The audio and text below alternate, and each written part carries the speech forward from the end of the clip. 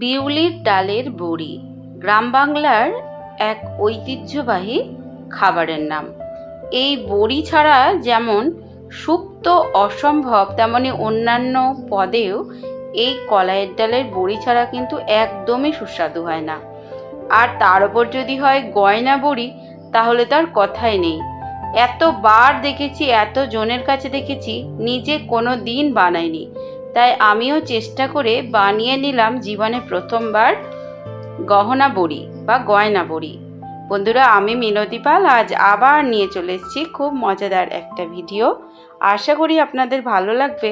আর যদি ভালো লাগে তো আমার চ্যানেলটিকে সাবস্ক্রাইব করে পাশে থাকা বেল নোটিফিকেশনটি অল করে রাখবেন, যাতে করে আমার নিত্য নতুন ভিডিও সবার প্রথমে আপনার কাছে পৌঁছে যায়। আর বন্ধু বান্ধব আত্মীয় পরিজনের সাথে শেয়ারও করতে পারেন।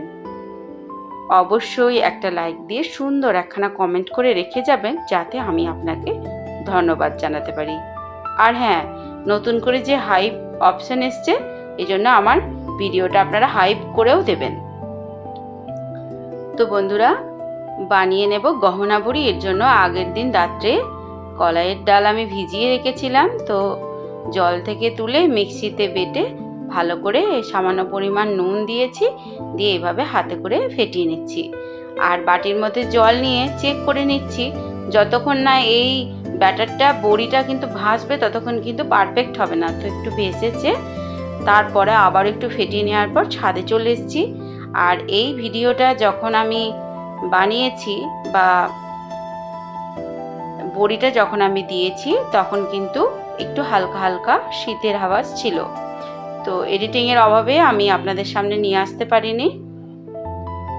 তো একটু দেরি হয়ে গেল ব্যস্ততার জন্য, তার জন্য মাপ চাইছি। তো রোদে বসে কিন্তু বড়ি দিতে ভালোই লাগছিল, কিন্তু এত চড়া রোদ বড়ি ওঠার জন্য একদমই উপযুক্ত, যার জন্য খুব অসুবিধা হচ্ছিল। তো ব্যাটারটা ভালো করে ফেটিয়ে নেওয়ার পর একটা পলিথিনের মধ্যে একটুখানি কোণ বানিয়ে নিয়ে সেটা কোনাকুনি কেটে নিয়ে তারপর একটা ছিদ্র করে নিয়েছি। দিয়ে এরকম থালার মধ্যে পোস্ত দিয়ে দিয়েছি কিছুটা গহনা বড়ি দেওয়ার জন্য, আর অন্য একটা থালায় সর্ষের তেল মাখিয়ে নিয়েছি। এবার আস্তে আস্তে হাতের সাহায্যে চাপ দিয়ে, যেমন করে আমরা মানুষকে মেহেন্দি পরাই সেরকম করেই দিয়ে দেব। কিন্তু খুব মুশকিলের, হয়তো ব্যাটারটা ঠিকঠাক হয়নি, প্রথমবার বানাচ্ছি তো জীবনে, কিন্তু চেষ্টা করেছি আর খেতে কিন্তু সুস্বাদু হয়েছিল।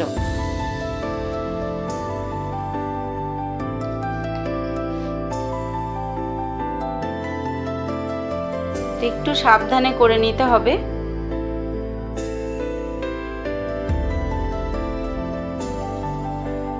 যেহেতু জীবনে প্রথমবার দিচ্ছি, তাই যেমন হয়েছে সেটাই আমার কাছে অসাধারণ লেগেছে।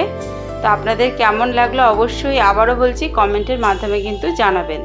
আর আপনারাও এইভাবে চেষ্টা করে দেখবেন, আপনারাও পারবেন।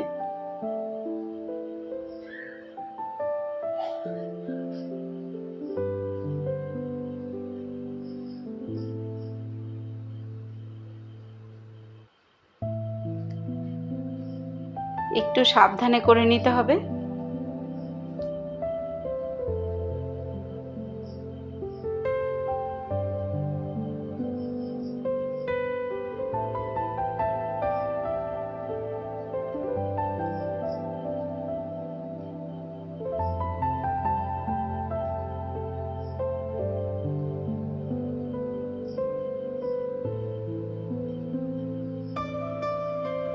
আর এখন যা প্রচণ্ড রোদ্দুর, আপনারাও চাইলে এইভাবে বানিয়ে নিতে পারেন, তবে রোদে বসে এরকম না করে কোনো শেডের নিচে করে নিয়ে রোদ্রে দিয়ে আসলেও হবে। তো বড়ি কিন্তু অসাধারণ খেতে হয়েছিল। আর যদি না বিশ্বাস হয়, এইভাবে একবার বানিয়ে খেয়ে দেখতে পারেন। এই যে নিচে যে পোস্তর দানাটা লেগে যায় না, এর জন্য ভাজলে কিন্তু খেতে সত্যি দুর্দান্ত লাগে। তো একে একে সব কটাই বানিয়ে নিচ্ছি।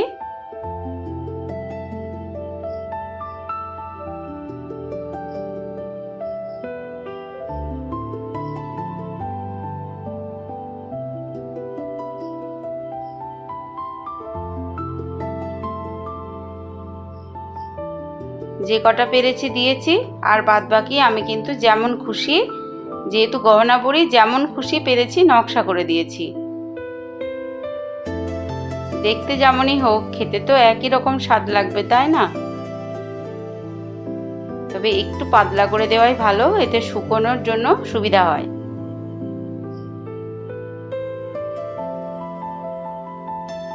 একটু গাছের মতন বানিয়ে নিচ্ছি, ফুল পাতার মতন বানিয়ে নিলাম।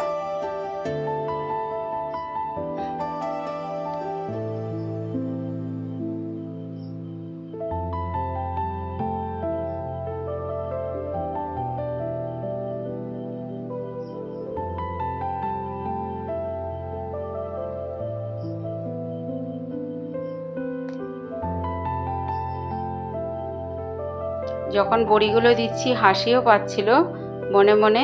আমি স্বপ্নেও ভাবিনি যে আমি এরকম কোনোদিন গহনা বড়ি দিতে পারবো। আর আরও বানিয়েছি বড়ি, যেমন বাঁধাকপির বড়ি আর সাথে কলাইয়ের ডালের বড়িও। তো সেগুলো আমি অনেক দিন বানিয়েছি, কিন্তু এডিটিংয়ের অভাবে আপনাদের সামনে তুলে ধরতে পারিনি। তো আপনারা যদি এই ভিডিওটা পছন্দ করেন তো পরের বার আমি আবার আপনাদের সামনে ওই ভিডিওটা নিয়ে আসবো, আপনারাও কিছু শিখে নিতে পারবেন। তো আগেকার দিনের মানুষ তো এইভাবেই সবজি শুকিয়ে রেখে খেত, কিংবা বড়ির মধ্যে দিয়ে রাখতো যাতে সেই সবজির স্বাদটুকুও পায়। তো আজকে আমি বাঁধাকপির বড়িটা দেখাইনি, এর পরের দিন আপনাদের সাথে আমি বাঁধাকপির বড়ি কিভাবে দিতে হয় সেটাও শেয়ার করব। তো এবার আমি যে প্লেন বড়িগুলো বানাচ্ছি এগুলো হাতের সাহায্যেই একটু একটু করে দিচ্ছি, কেননা পলিথিনের ওটার মধ্যে দিয়ে এই বড়িটা খুব একটা ভালো দেওয়া যাচ্ছিল না, এই জন্য আমি আবার হাত লাগিয়ে হাতের সাহায্যে দিয়ে নিচ্ছি।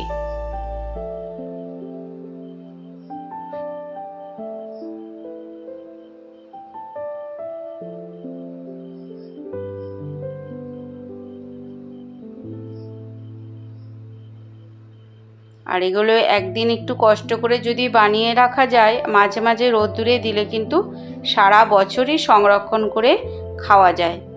আর বাড়ির তৈরি জিনিস এমনিতে তো নির্ভেজালি হয়, যতই আমরা কিনে খাই না কেন বাড়ির তৈরি বা নিজের হাতের তৈরি জিনিসের স্বাদই আলাদা, কি বলুন?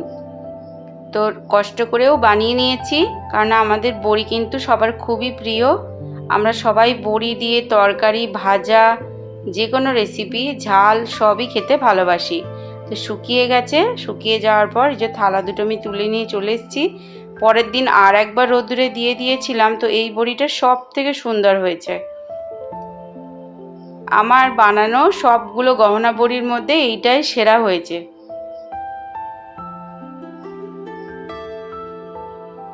সব একসাথেই রোদে দিয়ে দিয়েছি। এটা উঠে গেলেও পরদিন আর একটু রোদ দিতে হয়, এজন্য রোদে দিয়েছি। এবার কৌটোয় শুকনো লঙ্কা দিয়ে ভরে রাখবো। শুকনো লঙ্কা দিয়ে ভরে রাখলে কি হবে, তাড়াতাড়ি পোকা লাগবে না বা নষ্ট হবে না। দেখুন কত সুন্দর দেখতে লাগছে, আমি ভাবতেই পারছি না যে এই বড়িটা আমি নিজের হাতে বানিয়েছি। তো আপনাদের কেমন লাগলো আমার ভিডিওটা অবশ্যই কমেন্ট করে জানাবেন। পাশে থাকার অনুরোধ জানাচ্ছি। আবারও মনে করিয়ে দিচ্ছি এটা আমার ক্রিয়েশনের চ্যানেল, তাই আমার সমস্ত রকম ক্রিয়েটিভিটি আমি এই একই চ্যানেলে আপলোড দিয়ে থাকি। আপনারা সবাই আমার ভিডিওগুলো দেখবেন, আমার পাশে থাকবেন। এতক্ষণ সাথে থাকার জন্য অসংখ্য ধন্যবাদ জানিয়ে